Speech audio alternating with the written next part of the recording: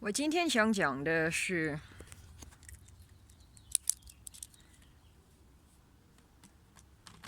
所有集合之集合的余集是什么？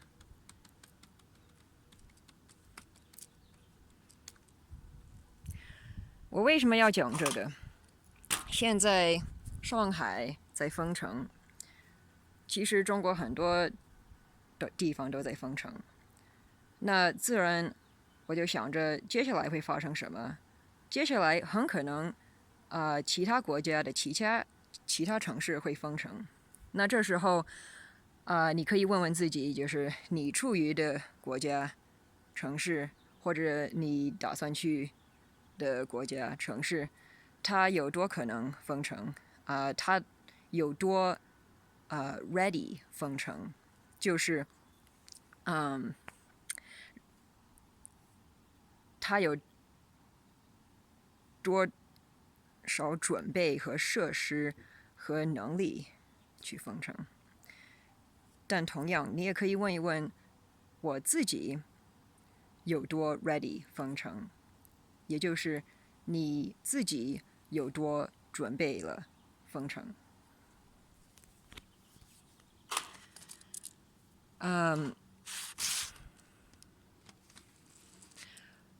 那这个跟集合有什么关系？因为我在想，我们可以用博弈论对待封城问题。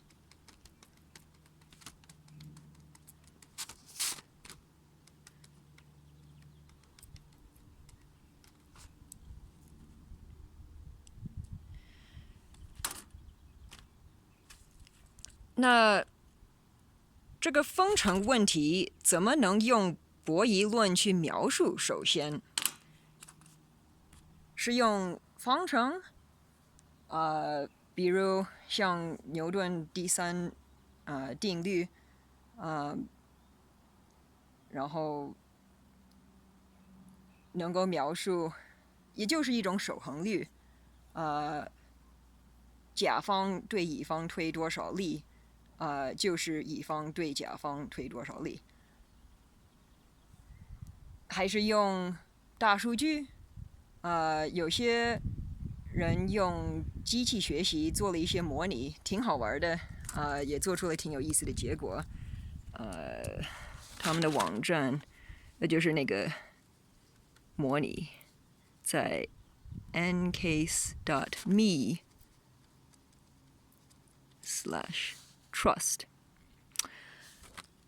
我觉得，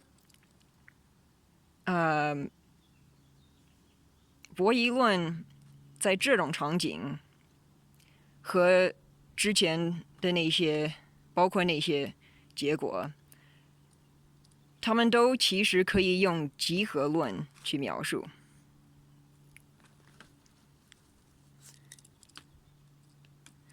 为什么呢？因为集合论说就是每一个集合，比如集合 A， 它就是这么个集合，都有一个余集合，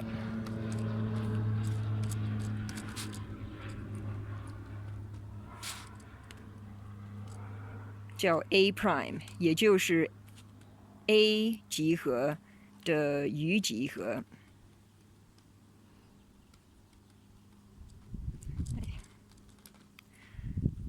就是所有不被包含在 A 集合里的东西，结合起来就是 A prime。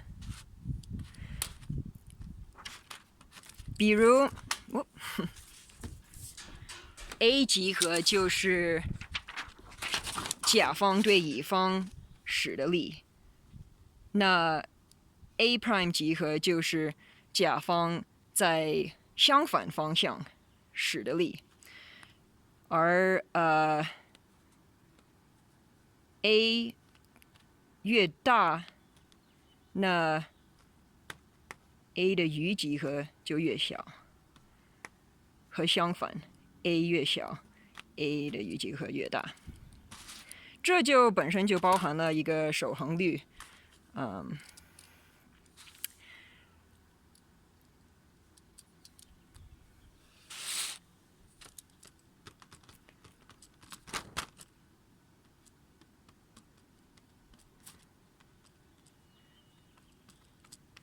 为什么这有用？因为你越封城，你就越达不到封城的相反，而封城和相反不封城，它们都有好处有坏处，它们都有弱点有优点。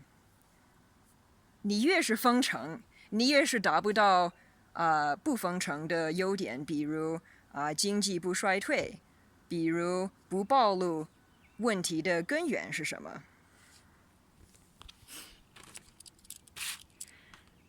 第二个原因就是，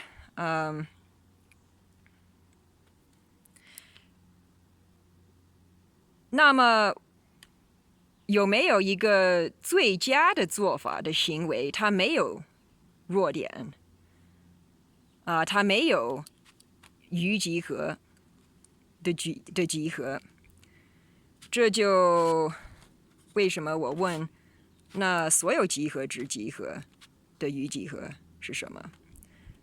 那应该就是不存在吧，或者连这个余集合的概念就不再相关了。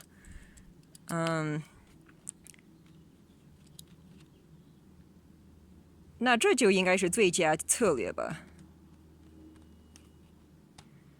英语叫 non-duality，就是合一的意思。听说过天人合一，什么合一无二。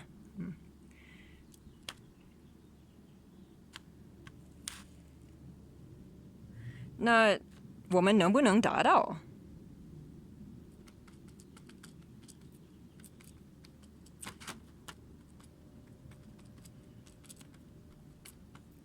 能。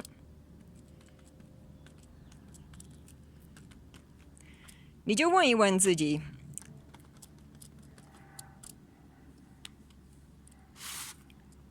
比如我们能不能达到合一？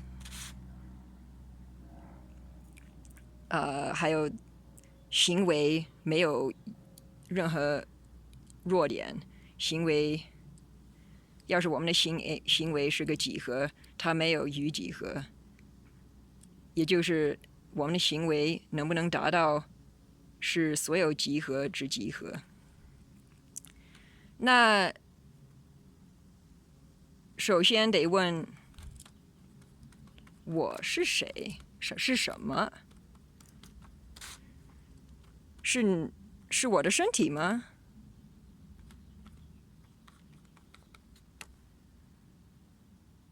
那要是我就是一个身体，那这些思想难道不是我的吗？所以我不是我的身体。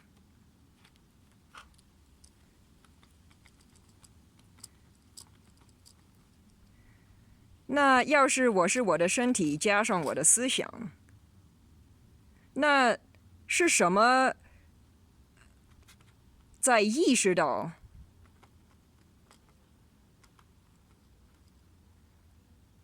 这一切身体和思想？所以难道我的意识也不属于我吗？所以我不是一个身体加上一些思想，还有意识。比如有时候我们处于身体的状态，我们在就是做事情，动身体。有时候我们在想事情，这时候我们处于思想的状态。有时候我们既不在动身体，也不在思想，比如静坐的时候，那个状态就是意识的状态。但你可以继续这样子，那什么让你意识到你在意识到这些？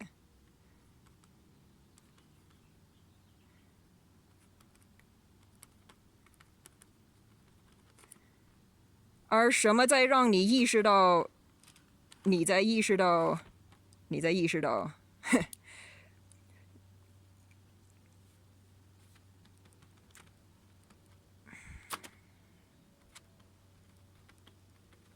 你可以这样，就是永远继续下来，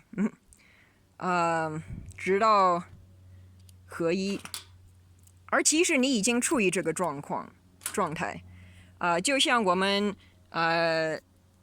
已经处于一个无穷维的世界，只不过是我们以为我们眼睛看到的三维，才是我们处于的世界，或者我们以为我们记忆的第四维时间，再加上前三维就是我们处于的世界。其实有无穷多维，只不过是不是用眼睛和记忆去看的。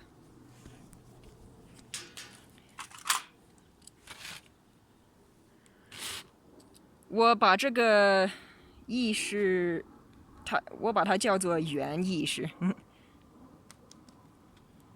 英语就是 meta consciousness。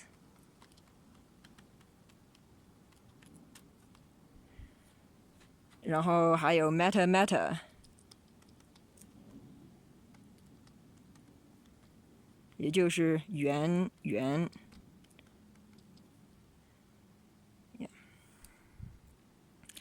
OK， 最关键的问题就是怎么应用。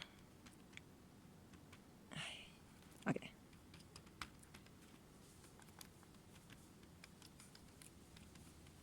尤其是应用于封城，解决封城。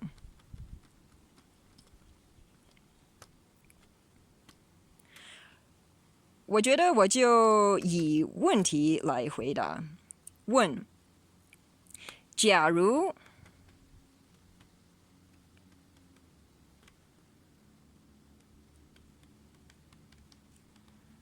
所有武器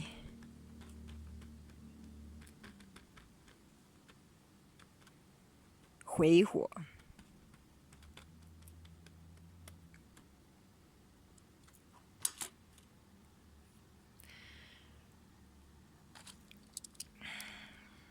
有时候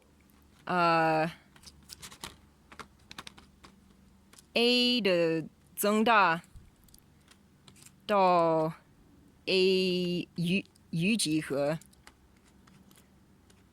的缩小之间有个时间段，有时候它是立马发生的。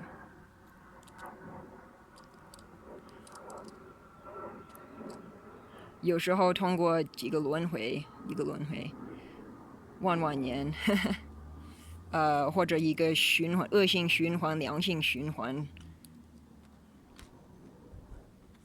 再问：假如时间不存在，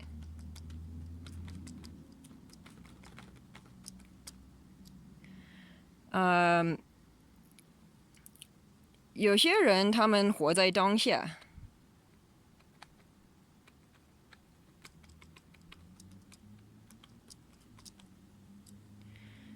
对他们来说没有过去，没有未来，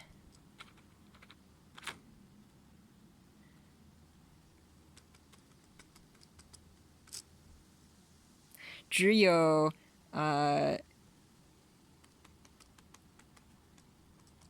现在和这个现在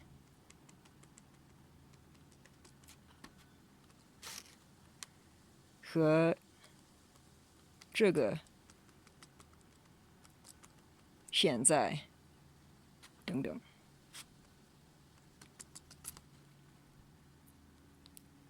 有些人1个小时过得像一瞬间，有的人1秒钟过得像好几个小时。我的老师他总说，从5维的角度，所有前3维和时间的第4维的所有点和所有状况，都像一个地图展现在你面前，而它们都同时存在。而你走在5维，就可以通过吸引哪儿吸引你，你就走到哪儿，或者你吸引哪儿。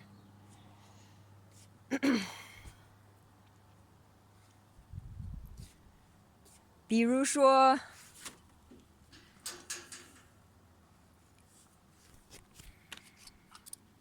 ，so 比如说5维。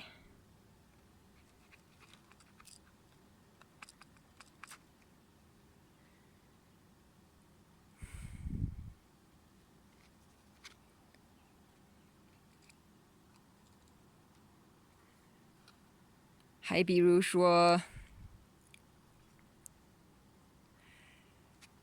过去、未来、现在，对所有集合之集合的观点来说，都不存在，都是相对。比如，上和下，力量朝上，力量朝下，都是相对。